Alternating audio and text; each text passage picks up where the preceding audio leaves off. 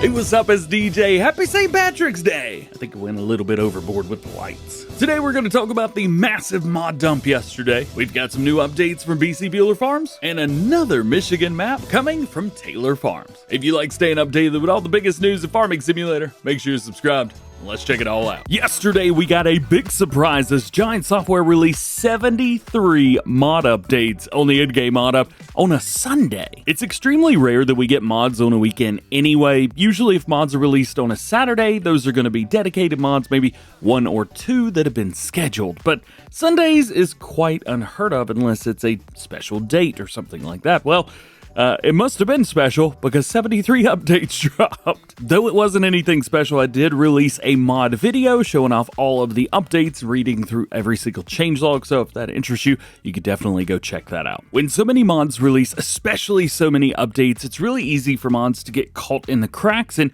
you might miss something. So definitely go into your game, see if there's any mods that you need to update. I imagine there's at least one or two for most players. And of course, don't forget at the very bottom of the screen on the mod up, there is an update all button if you just want to hit one button and do it all. Moving on, let's take a quick look at the mod waiting times posted by Giant Software. As of yesterday, again, this was updated on a Sunday as well. The current estimated waiting times for newly submitted mods is 15 work days. For submitted mod updates is 1 work day, and for failed and resubmitted mods is 5 work days. This is the lowest we've ever seen these numbers. Jumping over to modern news, and we're going to start with Bcbuhler Farms, who has some updates that he's posted on his itch page, one of which is also a mod hub mod. The first one is an update to the Soaring Eagle. Now, this was released a little while ago on the mod hub for all platforms. However, he does have a beta for the next update, which should reduce the sliding issues the players have been reporting. If you're on PC, you could download this file now for free over on his itch page, and for everybody else, well, just hang out. Additionally, he has made some tweaks to improve the driving behavior on the Volvo WIA. This one is still in,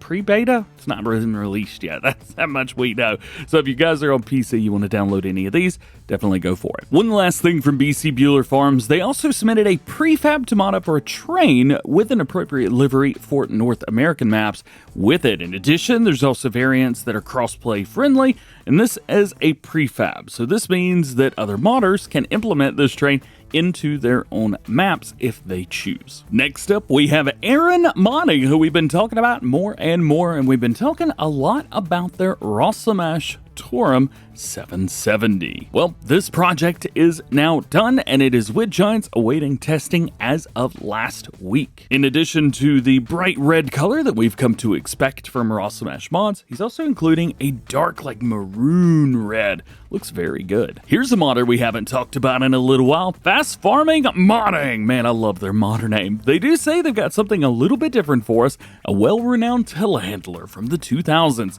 This is the Redrock TH280S. They've got a few more things to do, and then it's going to be all done and sent off to Giants. As far as I can tell, this is also the first time we're seeing it, so surprise, they do say there are a few options, including wheels, exhaust color, pin hitch, and beacons. They were asked if this would be coming to consoles, and they said eventually yes, which makes me think maybe not at the beginning. Next, let's talk about HR Forst, who have quite a few different logging style and maybe other mods that you could use around your farm. The first one we're going to talk about is the Goldhofer STZ VP pack. This is coming back from Farm Sim 22, and they do say that there'll be a few more options, including folding ramps on the back. Secondly is their Unheinrich or Junheinrich EFG S50 forklift pack. They're 4 different forklift trucks with different forks of different lengths included with this, and diverse shop inclusions like color choicing and things like that. Interestingly enough, there's also like wheel, not rim, but like tire color configurations, which is really interesting. I don't know if I've seen that before. They also say that you can deactivate the pallet recognition in the shop, which simplifies the pallet handling significantly. Now, for me, I don't actually know what they're talking about or what that means, but hey, if it makes it better, this is good. And I'm just realizing that the third thing we were going to talk about is actually something that came out yesterday. This was the Run H21D Steep Hang Pack update. This update added the H21D with the EGS 706 harvester head. So if you wanted that, hey, good news, it's out now. Next up, let's talk about Squigglze and their Squigglze? Squigglze. Squigglze. There we go. The FS25 XPS 8400 car carrier is done. If you missed this one a few weeks ago, we talked about this in its earlier stages. It features a lower and upper deck and can accommodate most every vehicle on your farm, at least vehicles, tractors pending, of course. All ramps can be controlled. You load the top deck first before loading the bottom deck. You set all ramps to drive position if you've got your help window on before enabling tension belts, including semi-trailer and semi-car trailer attacher joints. It's got quite a few animated parts, including a folding thing, which takes the top and the bottom deck rear loading ramps. You also have a cover key, which is top and bottom deck front platform extensions. And they do say caution with smaller trucks on this. There's also a few mouse-controlled animations, which is going to be things where you have to use like LB and right B or L1 and R1 and use the sticks, or if you're on PC, just use your mouse. You have bottom deck with the middle ramp, bottom deck with the front loading ramps, top deck with the front platform, top deck front loading ramps, top deck main platform, middle platform, and rear platform. It's very, very cool. Squigglze has said in the past that this will be submitted for all platforms once it is finished up. Appears that it's all finished up now, so hopefully we will see it with Giants soon if it's not already. Next is a mod announcement from Custom Modding, the Landall 2512 inline ripper. They say out of all of the different categories of equipment that they've made, they have yet to create a ripper, something that was missing from their portfolio. Well, not anymore. The Landall 2512 will be available in 3 different sizes, small, medium, and large, and will be released on all platforms once it is finished. They're currently working on it right now. We don't have any other information other than that, but very cool to see Custom Modding starting another project. Next, we've got the announcement of another new project, this one from Rooster Mods. The John Deere 825 row crop cultivator Redux is making its way into Farm Sim 25 and is aimed for all platforms. It was manufactured between 1982 and 1996 and is an absolute classic. You could expect to see lots more options,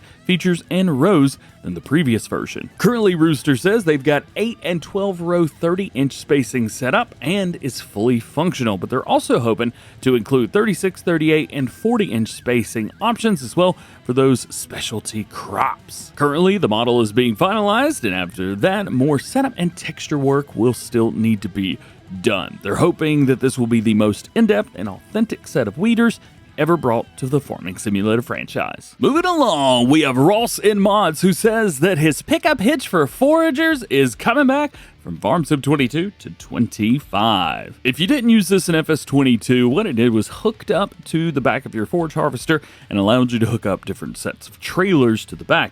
You may know that most trailers don't hook up to the forage harvesters, but man, it would be so much easier if they did. Well, here you go. Also included in these screenshots, they say, is the Bailey TB24 trailer, which is also pending testing. That's it for mod news, but we also have a little bit of map news as well. Let's start with CarlTG, who says that they have finished their Sunshine Forest map. They say that it will be sent to Giant Software soon for testing, and also the productions for Pete may come in a future update for Tassie Farm and the Pete equipment, but it is not confirmed yet. If Pete productions do come, which is kind of interesting, they will also be available on Sunshine Forest. Currently with Pete, I think the only thing you could do is sell it on that map, so this will be a nice addition and good change. Very cool. And lastly today, I think that TaylorFarms showed off the PDA of the area that they're going to be basing the next map that they're doing on.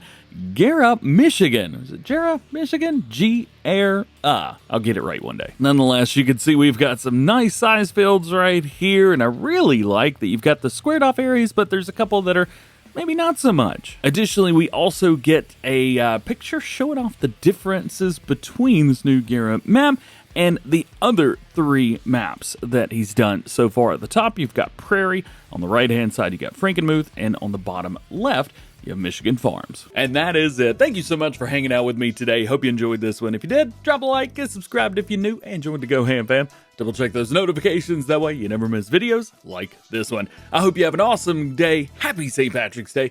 We will see you later. Peace.